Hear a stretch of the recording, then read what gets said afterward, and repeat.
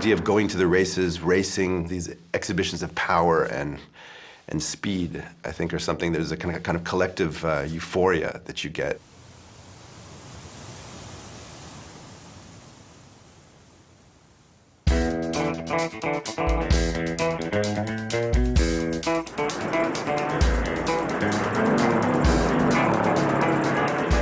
La notion de faire des courses sur un circuit en ovale avec une quarantaine de voitures qui se suivent et qui tournent toujours dans le même sens, a priori, ça semble tout à fait ennuyeux. Or, ça ne l'est absolument pas.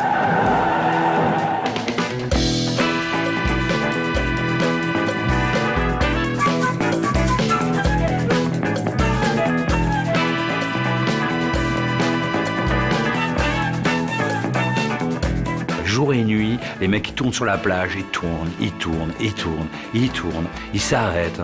Il y a les lowriders, après il y a les mecs qui font sauter leur bagnole et ça repart. C'est marrant quand même. Living in a sewer, Frank. Day after day. How is it between a man and a woman when the man thinks winning is everything? Culture de masse, contre-culture, symbole du pouvoir et de la révolte. Objet du désir, chambre à coucher. À Daytona, la voiture est bien plus qu'un moyen de transport. C'est un phénomène social total, une culture.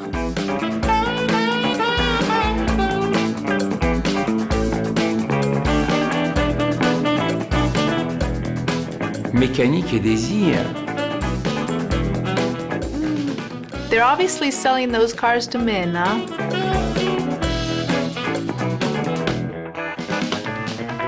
C'est une culture qui fait que on va littéralement droit dans le mur, quoi.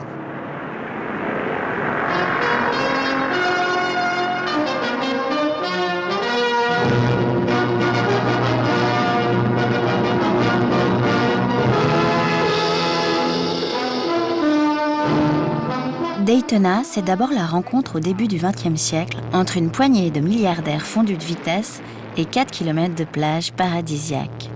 Sous le soleil de Floride, où l'hiver est doux comme un printemps et recherché par la bourgeoisie en villégiature. Sa renommée, Daytona la doit à une anomalie géomorphologique. Ici, le sable est dur comme l'asphalte. Polie par l'Atlantique, la plage de Daytona est un circuit naturel que chaque jour, la marée remet à neuf. Rapidement, les courses deviennent l'attraction de Daytona et prennent la vieille robe de vitesse. Un joyeux cocktail de sable et de mécanique. Un rendez-vous glamour.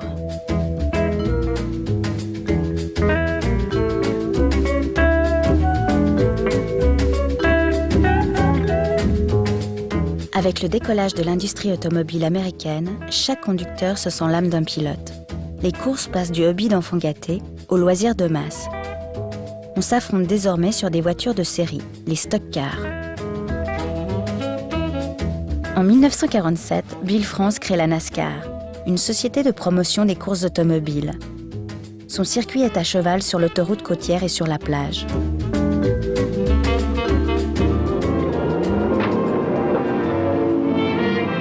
Tim, meet Bill France, president of NASCAR. It's nice to meet celebrities, but the only sights Tim really wants to see are automobiles. Well, almost the only sights. These are flying mile tests. The cars have 2 miles to pick up speed before crossing the start mark for the measured mile. At this point, the flag is just to dress things up. Actual timing doesn't begin until the cars are 2 miles down the beach. Electric devices at each end of the mile time the cars to a fraction of a second. And the speed is recorded in the tower. The high point of 2 weeks of motor thrills in the national stock car races is the 160-mile Circuit Championship, a 39-lap competition for unmodified stock cars. Qualifying speeds went as high as 135 miles an hour, with the big prize at stake. They don't spare the horses here. It's a supreme test of men and machines, and not all pass. Avec le succès délirant des courses, le stock car se professionnalise. Bill France décide alors de doter la NASCAR d'un véritable circuit. C'est chose faite en 1959 avec le Speedway de Daytona Beach, le circuit le plus rapide du monde. La car culture avait sa plage, elle a désormais son arène. Meine ersten Runden auf dem Speedway in Daytona habe ich mit einem normalen amerikanischen Auto gedreht. Das ist ein Stadion, eigentlich wie ein großes Fußballfeld. Es sind ovale Rennstrecken mit Steilkurven.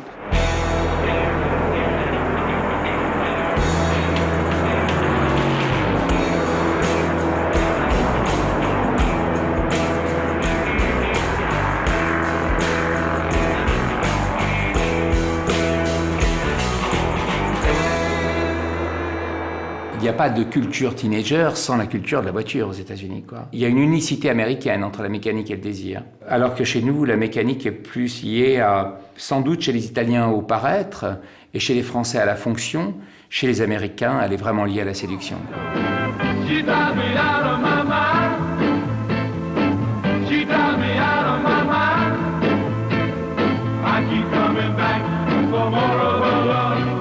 La voiture dans la culture américaine, c'est la première source d'indépendance, donc c'est le premier habitacle de l'intimité d'un adolescent. You know, you're very aware that a car is your ticket to paradise. I mean, your car gets you away from home, it gets you, gets you to your girlfriend's house, it gets you to the beach. But when you're 16, everything changes because you have a car. Good looking outside.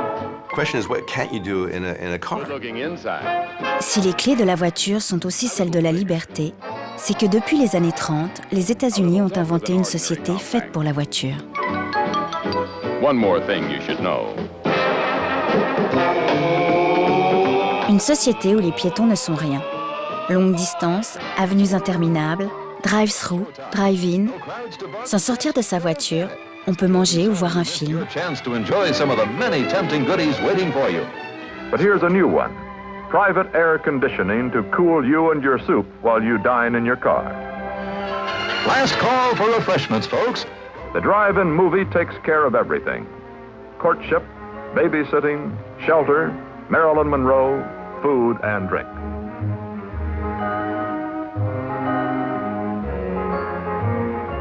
And this is very important, bench seats. But bench seats, what a good idea.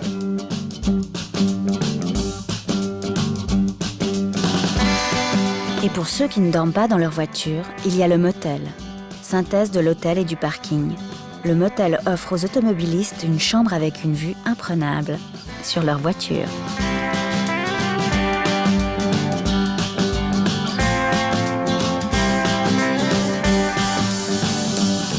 Watch a movie, sex, sleep, eat, wake up, do whatever you want. It's all in your car. You don't have to leave it. That's what could be more civilized.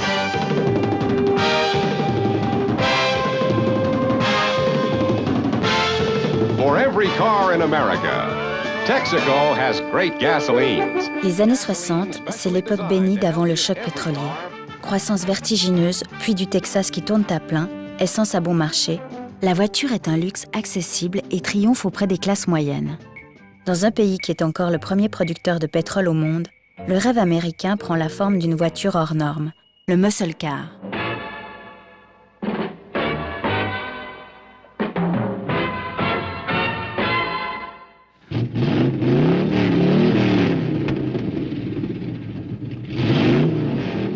Okay, ready when you are. I'll give you a 5 countdown. 5, 4, 3, 2, 1, go! Nous sommes à une époque où les gens essayaient à travers la voiture de montrer leurs différences, d'afficher un sens de rébellion. Et il y a eu même une voiture qui s'appelait Rebel. Donc ça, c'est vraiment, dans les noms, on va retrouver cette notion d'être à l'écart, de ne pas vouloir entrer dans l'âge adulte, d'être en dehors et d'afficher sa différence. Et les voitures en tant que telles étaient faites aussi pour effrayer un petit peu les parents. Announcing the wild new 67 Plymouth Sports Barracuda. There are great things we could say about it, but for the moment, just look.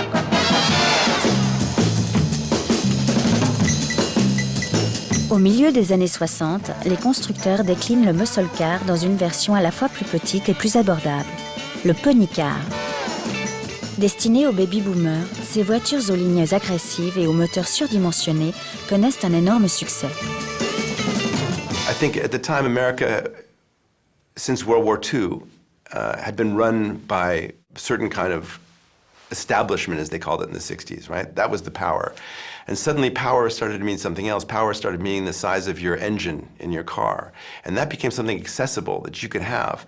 And if you were young, again, in the 60s, by saving your money and putting a down payment on a car, you could have this big, powerful car, and that meant you had the power. If the front view of the sea was its most distinctive, the rear was still the one most motorists could see. Il faut savoir qu'aux États-Unis, les voitures sont dessinées pour aller tout droit. Quand on mesure la performance d'un véhicule, on dit 0 à 100 et dans le quarter of a mile, c'est-à-dire dans le quart d'un mille. À chaque fois, il y a quand même une lecture très visible. On voit qu'on a affaire avec un objet qui est une véritable brute.